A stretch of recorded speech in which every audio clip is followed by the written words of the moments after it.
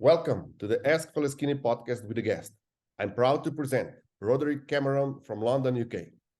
Roderick is an international business coach and consultant solving strategy, organizational, and instability problems for scaling fintech, professional service firms, and mid-tier businesses. Roderick builds modern business-to-business businesses top-down and bottom-up. He takes a business to the next level, professionalizing its brand, people, and risk management systems. He knows and understands the issues facing mid-tier scaling businesses and professional service firms owners and how to help them address this. He uses the investor's perspective to guide those conversations. Roderick believes valuable businesses need a narrative that demonstrates a clear grip on the math of the business, especially revenue model, team size, rate of build, pace of internationalization, married to a well-articulated brand built on a shared values. Roderick, please tell us more about yourself. What is your story? Hello, Peter, and thank you for having me on today. My career background is quite an interesting mix. So I'm legally trained, and so I understand the culture and practice of law and professional service firms. I've worked at Clifford Chance and Deutsche Bank elsewhere.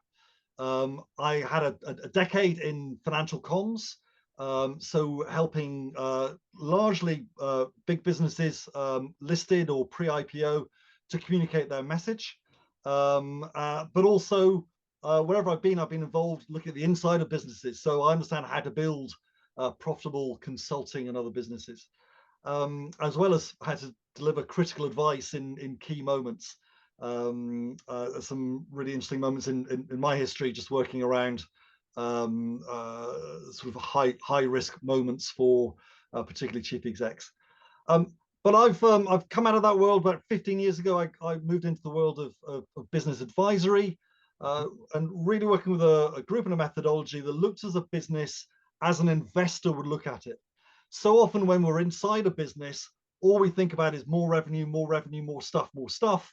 And that leads us to work in the business a lot. And I know it's a cliche, but working on the business, which if you go arm's length and look at it, well, would an investor buy this business tomorrow? Or would an investor pay more for a share in this business? What's going on there? How do we build that investibility? And so that comes back to a lot about the maths of business, team sizes, processes, understanding what investors look for in the future, and their appetite for risk. So that's been my journey to where I am today. I run a portfolio of clients, but the key one for today's purposes is talking about Capital Pilot, which is the investibility ratings agency for startups. Okay, I really like the idea of investibility rating agency.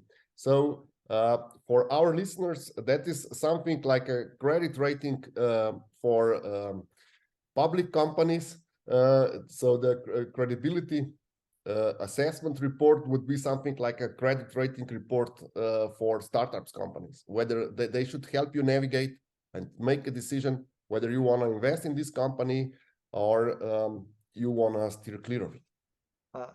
Absolutely, and the model very much is the likes of Equifax and those consumer credit agencies, which if you go back, they were formed by various merchants having lists of their retailers, which ones were good for the money and which ones shouldn't be afforded credit. And that grew up and developed, and now is these massive global data businesses. We see that in the startup market, startup funding, frankly, is broken. It's very difficult. If you're perhaps in the west coast of the States, we've seen the most successful market for funding because capital has been plentiful. And once you have access to capital, then you can go on with building your business. You can hire the talent, you can hire the technical capability, you can experiment, you can try things out. Particularly in the UK and as a proxy for the European market, we've been much more capital constrained. And so one of the visions behind the creation of Capital Pilot and Richard Blakesley, the founder, is how do we attract more capital into this market? Well, we need more transparency. We need more data points and we need more scale. And to do things at scale, we need we need a ratings agency so that investors, big and small, have an independent understanding of how investable a company is. So that's been the reason for creating a ratings agency. Now, clearly, when you go back and look at, well, what makes a business investable, you then have to go back and work out, well, how might we set that up in a way that is highly scalable, highly independent, but crucially needs to be bias free. A lot of the academic work around forecasting, which is what we're doing, we're forecasting how investable a business is likely to be, how likely is it to attract the investment that it seeks. Crucially, one of the things that people get wrong when they're forecasting, and even in the public company, the listed company environment, analysts get this wrong when they get too attached to their forecasts. When this ability to step away from those biases and create a process which has checks and balances to avoid our own innate biases coming through makes for a better, more holistic result. So, okay. So for this report, who should order this report? Should startup order this report before they start looking for funding, or should be ordered by the potential founder and said, please assess my target investment? Which one is, let's say, typical customer of yours or client? Indeed. And I think obviously we're with the ratings model, we'll expand to go very early and potentially look at broadening this out. But today, the best use of the investibility rating is for founders ready to embark or in their funding campaign. Typically, that's a business that is looking to raise somewhere between $250,000 to £500,000 sterling, euros, dollars, up to about 2 to 3 million in that bracket. Now, sometimes that gets called post-seed, sometimes that's pre-series A. It's that middle ground, which is often very hard to find investment for. Before that stage, with friends and family, or you can typically raise 250,000, not necessarily easily, but there are places and ways to get that money together to get going. Mm-hmm. And in the UK, we've got some interesting tax wrapper schemes to support that, and I know there's some other schemes elsewhere to support that. So today we're in that middle block. One of the issues that we know founders when they go to see investors, and this comes back to almost a niceness bias, which is an investor will take a pitch, take a meeting, we'll look through and say, that's a terribly good business, but just not quite right for me. Mm-hmm. And there's no feedback loop. So you don't know if your business doesn't really fall within what they like to invest in, if there's a hole in it, if there's if you could give that pitch 100 times and not get investment, and therefore you could potentially waste a lot of time. So our encouragement is to startup founders early in their journey, but when they have a coherent deck and a reasonable financial model, doesn't need to be the 1,000-page Goldman Sachs style full thing, but at least some sense of their numbers. When they're at that stage, and they then that's the right time to get their rating, ideally before they go out and on the road, because the rating itself, and I'll talk you through how it's constructed. The rating itself will give them an overall score, so they have a sense of where they rate. And if you think of gold, silver, bronze, we know that if you get a gold score, you are 5 times more likely to close your round than if you get a silver or bronze score. So we've got enough data to show that now. So you'll understand if you're good to trot, or whether you need to work on more areas. And then sitting below that main score, we look at 4 main areas: the market, the opportunity, scalability, and executability are our 4 areas. And we set out in the 24-page report what an investor looks for in those areas, and then how the documentation that's been presented, typically the deck, the model, and a few onboarding questions, how your business stacks up against there. So you get to see that you might be strong in areas 1, 2, and 4, but area 3 you need more work for. And the founders that get the most value from us take that information, go back. They don't just tweak their slides. They go back and say, oh, hold on. Fundamentally, have we really understood the size of our market? Fundamentally, have we really expressed our traction effectively? Or fundamentally, not just have we got the right name tags for people on the team, but have we explained how they're going to add value to delivering this vision? And do we have the right people on the team to actually deliver the vision, or do we need to go and recruit more? So a lot of almost to provoke almost a bit of strategic thinking about the suitability and readiness to get invested. Okay, I have a couple of questions. I saw your report that you've sent me for this interview. I'm really interested how you assess the market size and growth. Is that a third-party data? How do you get the data? How much input data you need from a company that would like assessment from your side? Do you have a questionnaire? How do you go about it? Sure.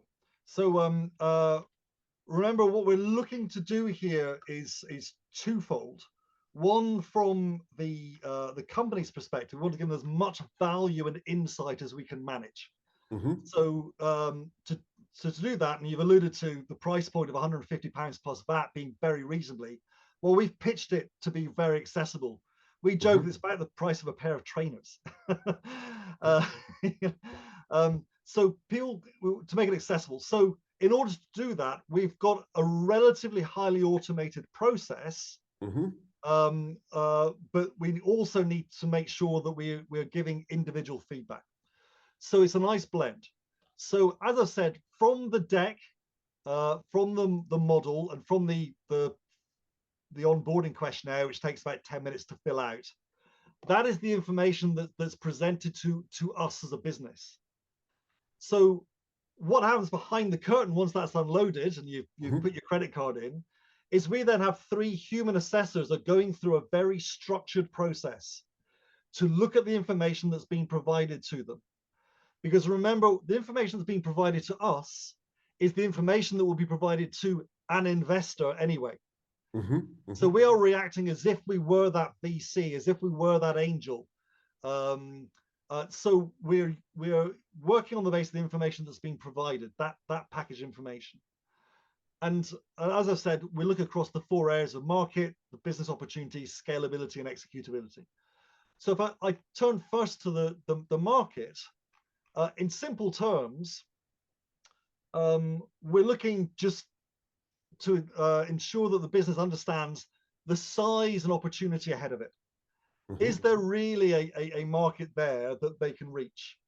And of course, Peter, you'll get this, which is particularly around VC investment. And in the UK, we've got a slight fetish around VC investment, when in fact, only 1% of all startups are suitable for VC investment. That's with a couple of VCs at a FinTech Alliance event. They had that on their slide, which is, don't be upset when we say no. And the reason we say no is we need to make sure that you can be a 100 million revenue business. We need to make sure that we can have a high potential returning at 10 times on our investment.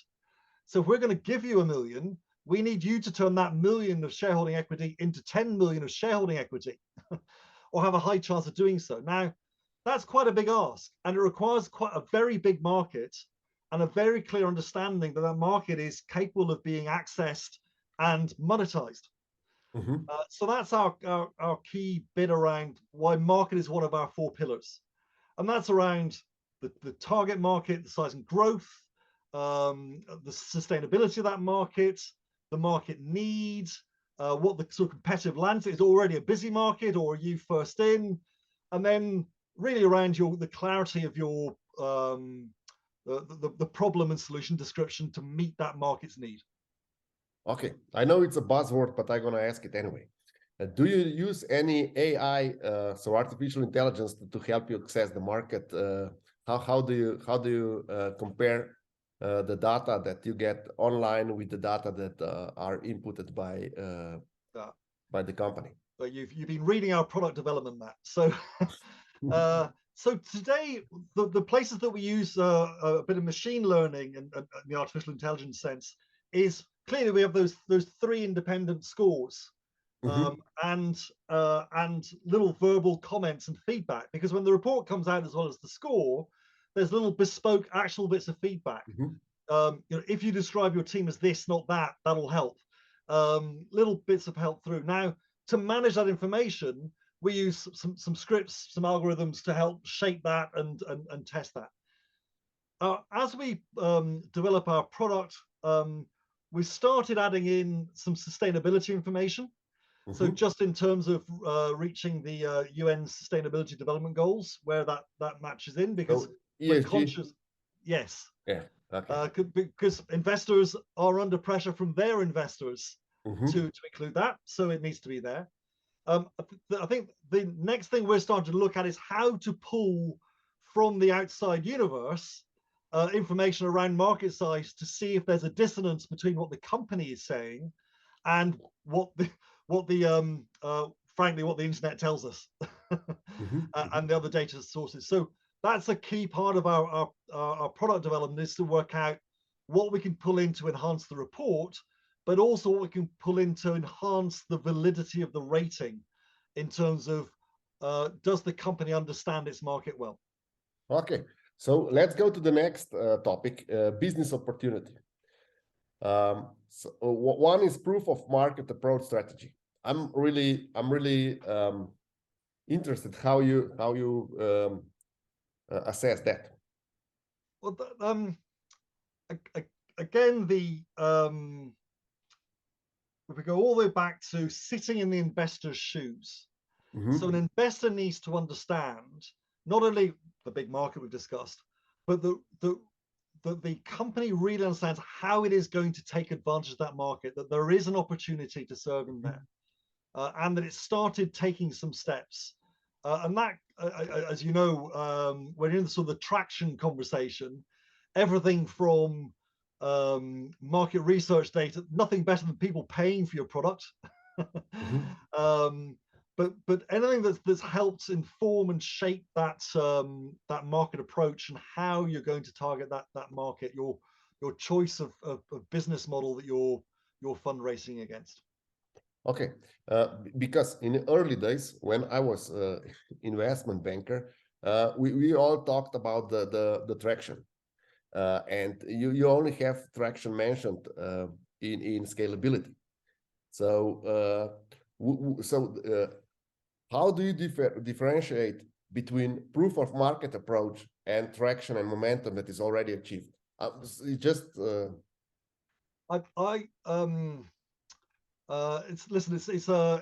a fair comment because there is a bit of a Venn diagram here. So when we sit for our own sort of intellectual clarity, we look at the opportunity.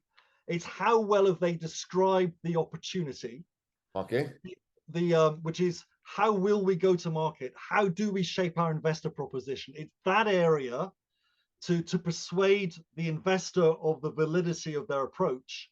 With scalability starts to be more about, and these are the runs on the board we have made. Okay. So one is the theory, how you want to do it, and the second one is what you have already achieved. Crudely, yes. Crudely, yes. Okay. So maybe oversimplified. That's okay. I think that's helpful though. Okay. Let's move to the last topic. Executability. Sorry. Completeness and consistency of presentation. In the early 90s, when I went to school, the business plan was all about consistency. So are your numbers in sales matching your numbers in finance and all this? Is this still the same? It is still the same because as you know from that world, sitting as a founder, it's all about the rewards. How big can we build this? How big can this be? How much can we make? How much turnover, profit, EBITDA, all these things. Whereas an investor is very much driven by risk. How much risk attaches to this, and therefore where does it sit in my portfolio? And so anything that indicates there's a level of risk that comes from carelessness. So if your model says you're going to be at 10 million by year 2, and your deck says 40 million, you just know it's just not joined up thinking. And it's those little things that just dent investor confidence, that the management team has thought this through and has sought to eliminate, or at least identify and quantify the risks that they are asking the investor to come on the journey with them to take. So consistency that's not changed since the early 90s at all, because it's just jarring. So being consistent about what you're doing absolutely matters. And the side effect of that is showing as a management team that masters its brief. We've done the work, we know our numbers, and every time you ask the question, you'll get a similar answer, because whether you come at it from a finance point of view or a deployment point of view or a team build point of view, we're consistent, we know where we're going, we know what our vision is and what we need to do to achieve it. Okay, so another thing that is also intriguing for me is startup experience. Would you say that founders that have worked on several startups have a larger chance or better chance of getting the investment? And remember, the test here is our rating is a proxy for what an investor would think, how an investor would perceive it. So we know that it's the classic thing. Do you invest in the good team with a bad plan, or the bad team with a good plan? Well, you invest in the good team because they can fix the bad plan. So startup experience, it de-risks it, because if you've been involved in a startup, you know just about everything that can go wrong probably will go wrong, and you just got to suck it up.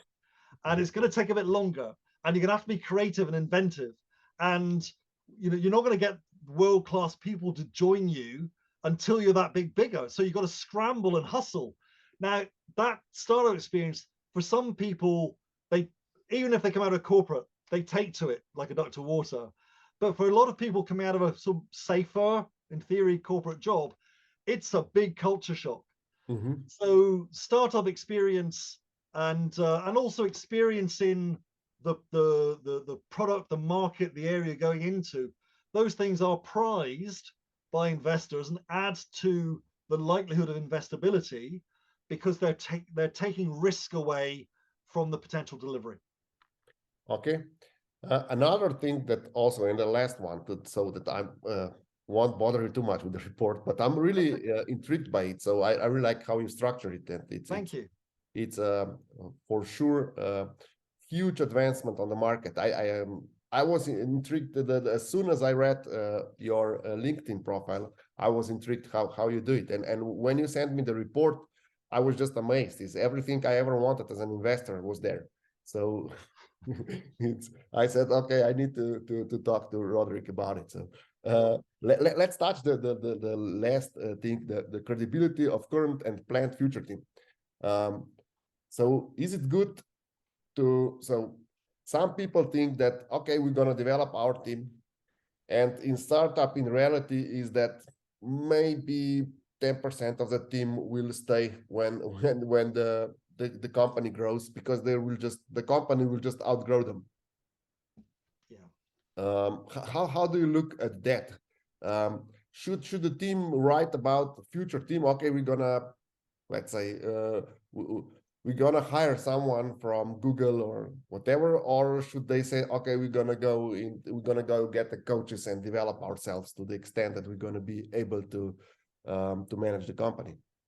Well, I think there's both a bit of candor required and just a bit of remembering to map what the skills of the team, current and future, need to be to deliver what you're asking the investor to invest in. So an investor doesn't need, if you're putting 500,000 into a business that's at an early stage, you don't need 10 members of the C-suite, each, you know, you don't need a chief data officer and a chief marketing officer and a chief sustainability and a blah, blah, blah. You know you're not going to have that. It's too heavyweight a team, too high cost base, just doesn't make sense. So you need to have the people with the right skills to get this thing going now, and also potential awareness if there is a gap. It may be that a business says, at this stage, we need to focus on generating revenue. But in the next phase, we're keen to develop our data capabilities. And so at that point, we will look for somebody with X profile. Now, that, as an investor, that's helpful to me, which is, okay, you know what you've got today will do for today, and you've got a need for tomorrow that you can't fill today, but you have a plan to get there, and you've identified that this team on its own can't get you all the way there. You're going to need this additional expertise.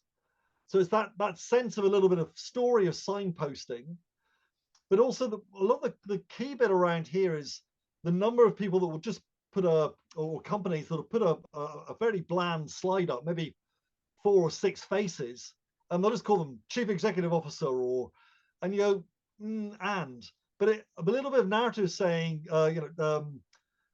Susan has great expertise in project finance, which she'll use to help us build out our sustainability infrastructure. Jan is terrific at sales and has sold $1 trillion of stuff in his lifetime, and he's going to lead our go-to-market.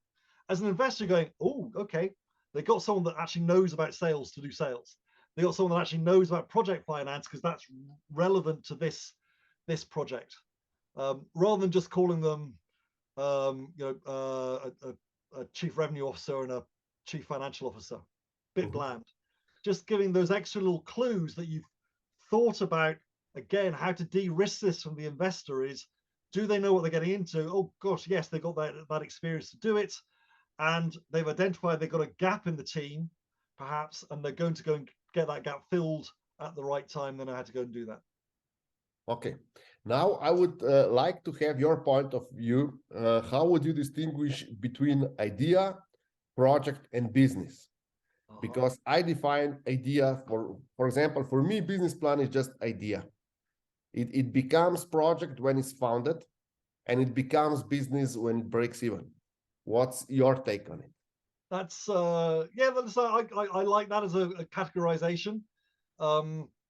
I would always go one further, which is yes, break even's a key point, but as a sustainable business, I know that if you move away from the startup world, typically at any SME, until it's turning over about 3 million euros or sterling, it's very vulnerable, because the loss of a key individual or a key client can really knock it sideways.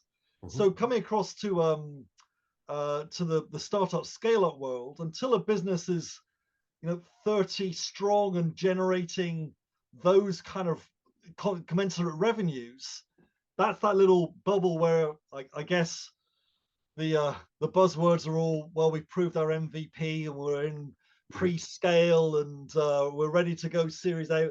That's where all that stuff comes in, because suddenly the sustainability is there.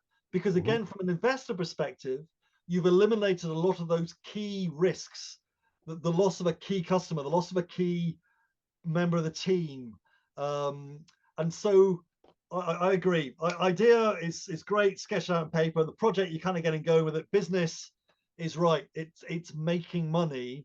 Sustainable business is one where it's an investable, it's truly investable.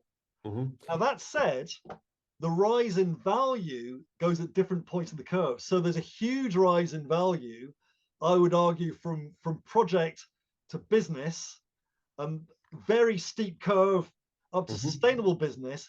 Interestingly, at sustainable business, that curve starts to flatten off now, because the risks are fewer, and therefore the reward curve is also flatter. Okay, thank you. That's a great insight. Another question, going back to your report, how long does it take from the company entering all the details that you need until you produce the report? We look to try and turn around within 7 days. 7 days. Okay. So and often do it quicker. But part of that is because it's human assessors, typically quite a range actually, but typically business school students. So they're fitting this around the edge. It's not some giant sweatshop. It's all kind of remote access. So it takes about 7 days to turn that round. Now, what's quite what we were then able to do because of that pace of turnaround, and we've now done several thousand of these. Last year, we were able to ask an investor to put a fund together. So the fund was the initial fund was £5 million, and the mandate of the fund was to make 100 investments of £50,000. So we called it a boost fund. And the way that worked was that if a company scored a sufficient level in its rating, so it came for the rating, it paid £150, it got all the value from that rating, all the feedback and the scores and so on. So that was great. But the fund was able to say, aha, they scored a certain amount, would then offer, can we invest £50,000 of equity in your next round at a slight discount? You've got 6 months to close the round. Now, because of the fast turnaround, that fund was able to allocate capital to 100 businesses within 6 months, which made us Europe's highest volume investor of 2022. So yeah, that's great. That fund's closed, and we're looking for more funding. But so there is added value beyond the report that you can add to anyone who goes and applies for the report with you. It is. It's part of that mix where we're trying very hard to make sure that the founders really get huge value from the report on its own 2 feet. We do the last thing that we want, because there's so many bad actors around the startup advisory space, and we are absolutely on the side of the founders. We don't want to be seen as come to us and pay us £150 for a lottery ticket to win some funding. So we have to be very careful of our positioning. There's huge value in the rating. And when we have funds, the opportunity to have those boost funding from those funds should just be seen as an extra bit of value. Okay, great. Is there anything else you would like our listeners to take from this interview? Any quick tips or trade secrets that you can share? Well, just before I come on to the quick tips and trade things, just the last real point about what our learning has been through this process. And if we look at the 100 companies that Boost Fund allocated capital to, when we looked at the analysis both of that and those who got ratings to come in into that funnel, we found that 50% had a female founder on the team, 20% were all female founders, 45% were ethnic minority founders, and about 40% were outside London. So there's something about an online process that's designed to be bias-free that actually delivers true diversity and therefore true diversification for the Boost Fund holders. So there's something interesting we're starting to fix in our startup thing. In terms of tips for startup founders everywhere, I think as you move from idea into project, and you look to start thinking about, I've got something here, I think this might be something external investors might like to provide me with the capital so that I can grow this more quickly. Then yes, come get your rating. And some people come back and they learn and they go back 2 or 3 times to improve their score and get that feedback. With that feedback, I think there's now a number of resources out there about explaining what should be on a presentation. It is worthwhile just taking a bit of extra time to make that look good. Regardless of the rating, we know that most investors are inundated. So everything from just make sure it's clean and clear and spell checked and accurate. Those little things are the little niggles that just get you into the discard pile, even if you're a fantastic business. I think once you're then it is a question of actually being active. So do treat an investor fundraising campaign as a campaign. Sadly, it will take quite a lot of your time as a founder. So recognize that what can you get off your desk and can the other people in the team take up, so that you can free up maybe as much as 50% of your time to go out, to reach out to the market, to talk to people. Never leave a meeting without getting an introduction to someone else. Do keep records of feedback and work out whether you need to change your deck. If you're involved in physically pitching your deck, practice. Record yourself on Zoom, on your iPhone. We all hate listening to ourselves back, but it is the only way to learn, is by practice. So yes, the key is a clear deck, a coherent deck, a model that matches with your deck. Again, it doesn't have to be investment grade standard, investment banking standard, but it just needs to be clearly thought through of what the key risks are, what the key opportunities are, and you've got a good sense, so an investor can understand, you've got a good sense of where the business could be, and that you can justify those numbers. And then the last piece is just to recognize the highs and lows of that. It can be quite a slog, but keep going. What is it? 99 no's to get a yes, so you've got to get the 99 no's out of the way. It can be a slog. It can be difficult when people say no, particularly because everyone's in love with their own business. But that just is the way of the market. And if you've done the work, if you've done your research on who your investors are, and your business is good enough, and the rating will tell you that, then you'll get your money. Very good. Thank you very much for all these insights. I will include the link to your site in the description, so that every listener and the ones that are going to watch this on YouTube can get and apply for the report. And thank you, Roderick, for being my guest tonight. That's all. Thank you very much, Peter. I really enjoyed it. Thank you for having me on.